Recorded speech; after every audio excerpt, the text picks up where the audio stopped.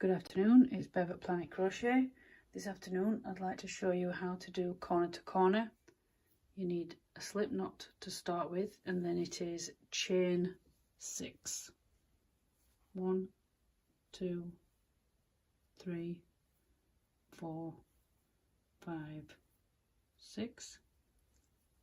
So this video is just to get you started in the basics of corner to corner, not actually making a project. What you do next, so we've got 6 chains, you miss 3, so we don't count the one on the hook, miss 3, and so in the 4th we need to do a treble.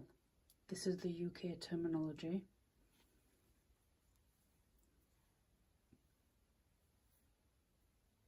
So that's 1, and do another 1 in each of the other 2 chains. So you've got 3 treble. The 3 chains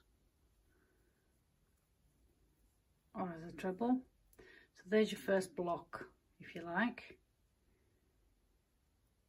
And to make it grow square or oblong, you need to turn your little block 1, 2, 3, 4, 5, 6. Same again, miss 3 from the hook, 3 chain, and a treble in the 4th.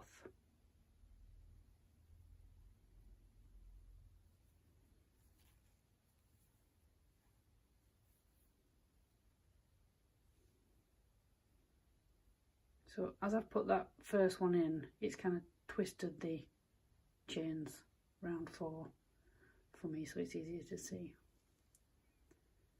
One more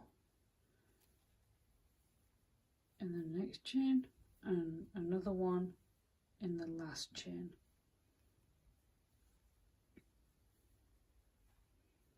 Now we need to join this little block to this one.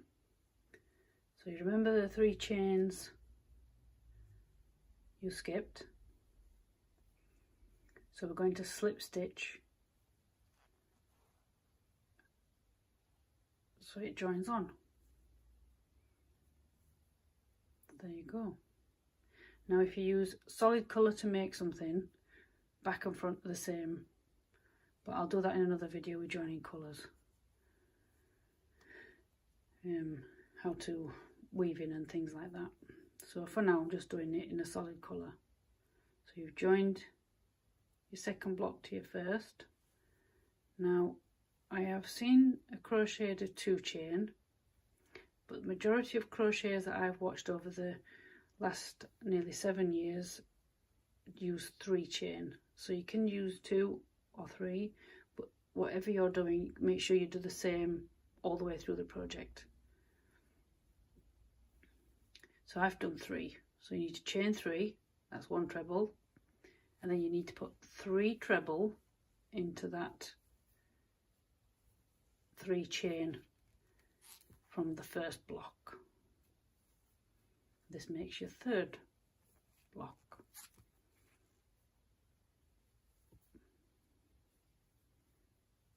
There you go. So 1, 2, 3.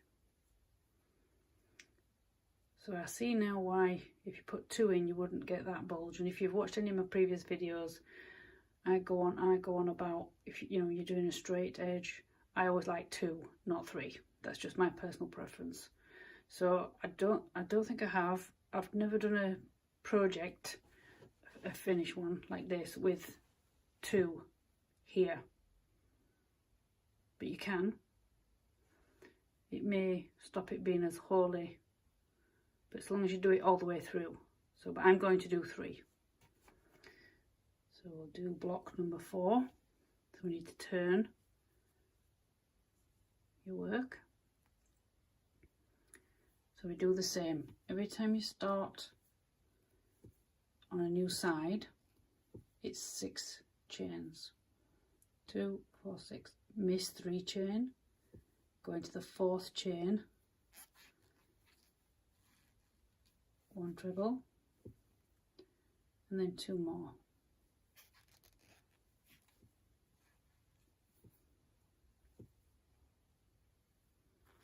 And then it's the same principle as before.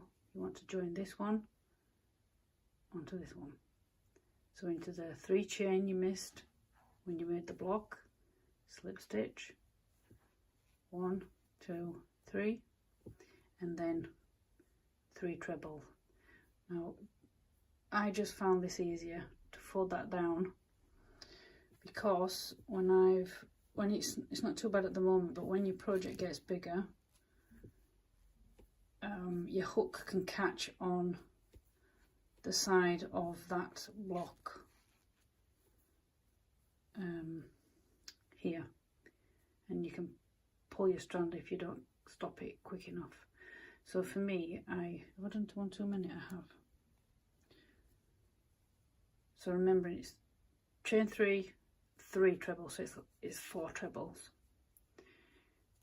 and then join onto the neighbour block in the missed 3 at the top,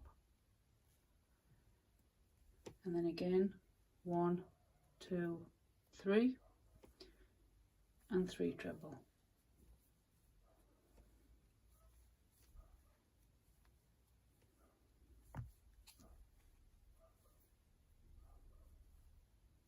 So there you go.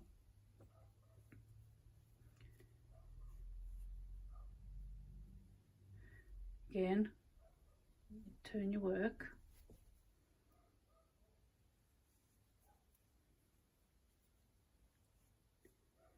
chain 6,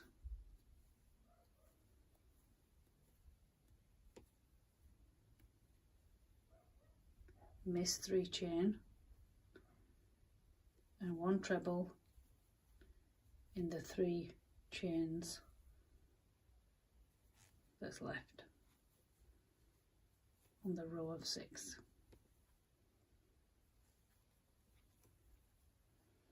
And then you're back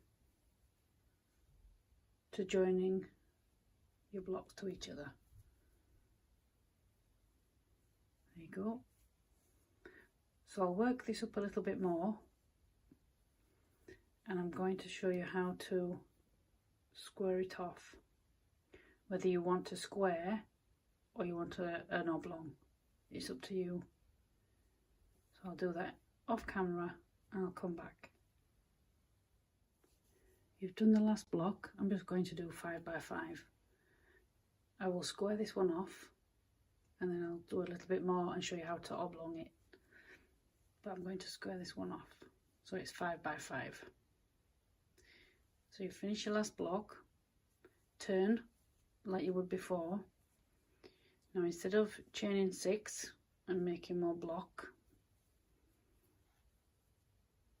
I've tried both ways, and I like the look of both, but you can go in each one of the 3 treble if you like, but I like to miss the first one,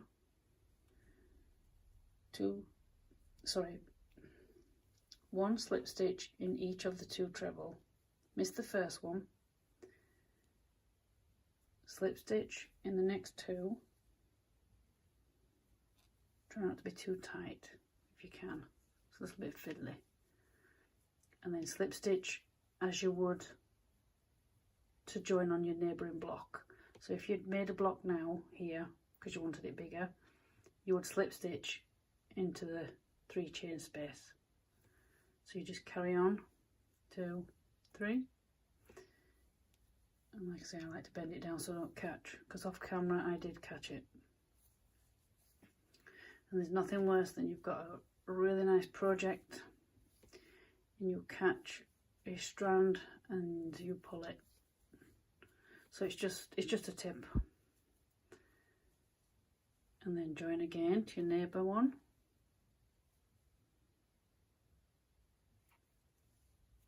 And so on. So I'll go to the top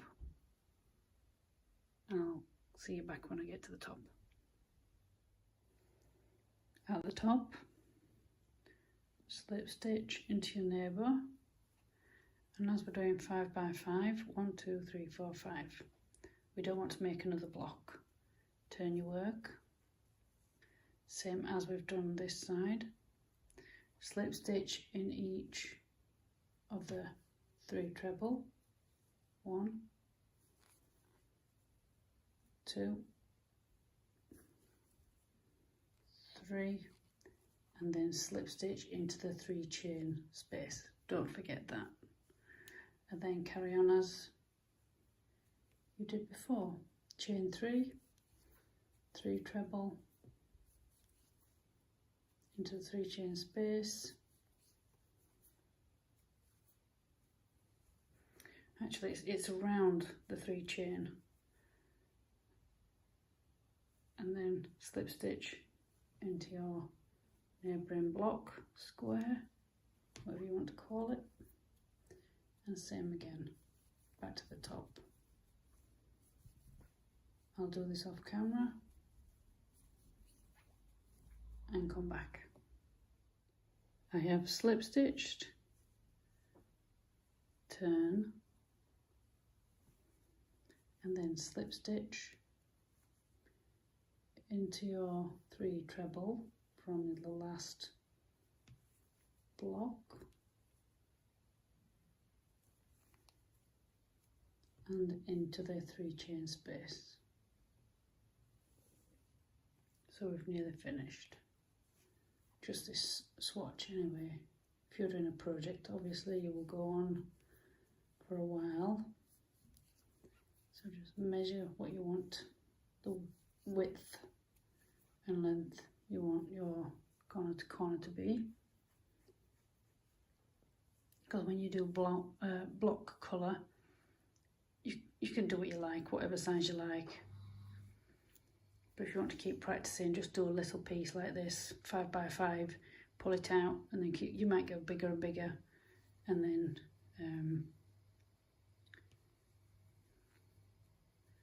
do a blanket for someone or for yourself. Last one, 3 chain, 3 treble. This is UK terminology. Slip stitch into your neighbouring block, turn your work,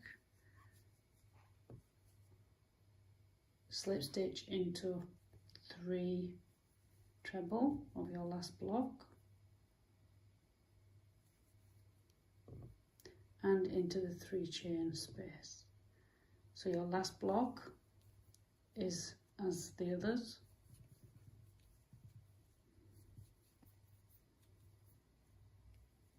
Last treble,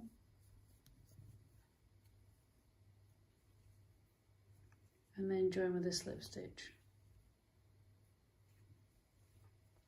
and there you have it, 5 by 5 for the oblong. You've got your width, so you know you've stopped, and you're going to keep going up because you've got it wide enough, no matter how wide you have this. But you want it longer. So what you do is you carry on and make another block.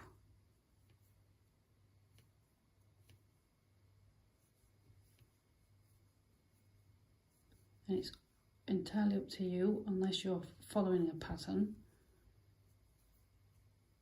But when it's plain work like this, it's got no patterning like this one, like I followed a graph for that little miss. If it's just plain like this, you make it up, you make it what you want. 5 across the bottom, but 7 up the side. 1, 2, 3, 4, 5, 6. Turn, and I want 7, so I'm going to make my last block for the length, chain 6, 3 treble, after you've missed 3 chain, So that's one. It is a little bit fiddly, these, even if I'm off camera, it is fiddly when you first get going.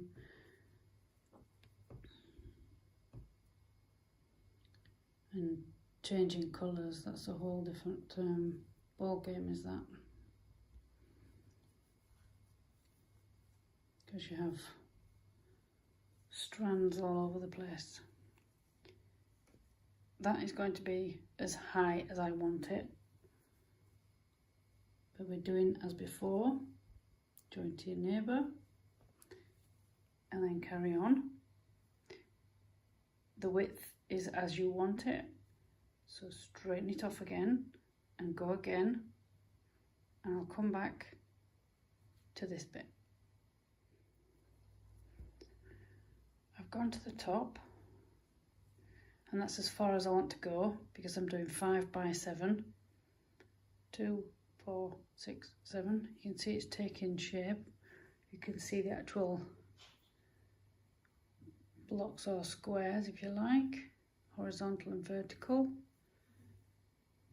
It's a really nice texture as well. It's really nice. Then we join, because we're going to stop on the length. We're not going to go any longer. We want to go and make the corner. Turn, so we're slip stitched as you would normally, and as before, the 3 treble, slip stitch into each. I'll put that behind. It's up to you how you turn your work. I just find it awkward when the strand is in front of my work to do the first slip stitch. So that's 3 slip stitch into each of the treble, 1 in each, and slip stitch into your 3 chain space. And then as you were, 3 chain and 3 treble. So you do the decreasing of the blocks, squares, to how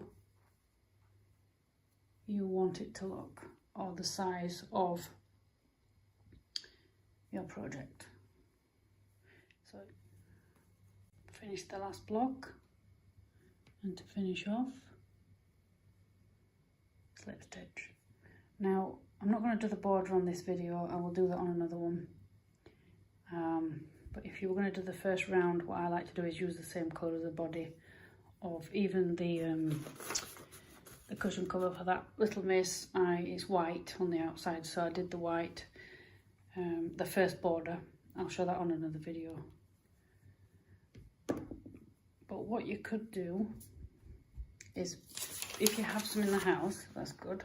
If you can purchase yourself some graph paper, and then you can see a visual. A bit like this little thing here of, I don't know when I did this, but anyway. So this one was 5 by 7. 5 along, and then you go 7 up. I must have done that for a pattern. So if you start in the corner, 1, 2, 3, 4, 5. You want it 5 width, and then you're doing 7 up. This is just the example. Obviously, for a blanket, you're going to do it bigger. And obviously, and I have had to use 2 pieces of graph together for something else. It was to get it all on. But for demonstration purposes, you've got 1, 2, 3, 4, 5. And then go up 7. 1, 2, 3, 4, 5, 6, 7.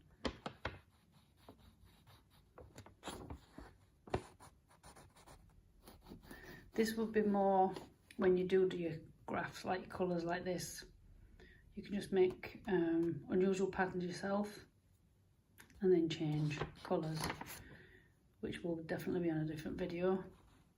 But yeah, you can do this, and then you can actually see what it would look like in proportion, as opposed to doing it physically with your yarn and then you think, oh, it's too wide for the length, draw it on your graph paper, just see what it looks like. It's obviously not going to be the same size because of the sizing, it's not going to match up, but you've got an idea of what it would look like when it's finished in the shape. So that's how corner to corner is for an oblong. Or if you want to do it square, do a square one. And I've done a blanket before with squares, it might be on my Instagram. And then I've done different colours, so I've done, I think it's rainbow colours I did. Yeah, so it's quite versatile, this corner to corner. But I'll definitely do a border video later in the week. But for now, from me and Monkey at Planetcrochet, I'll see you on another video. Bye for now.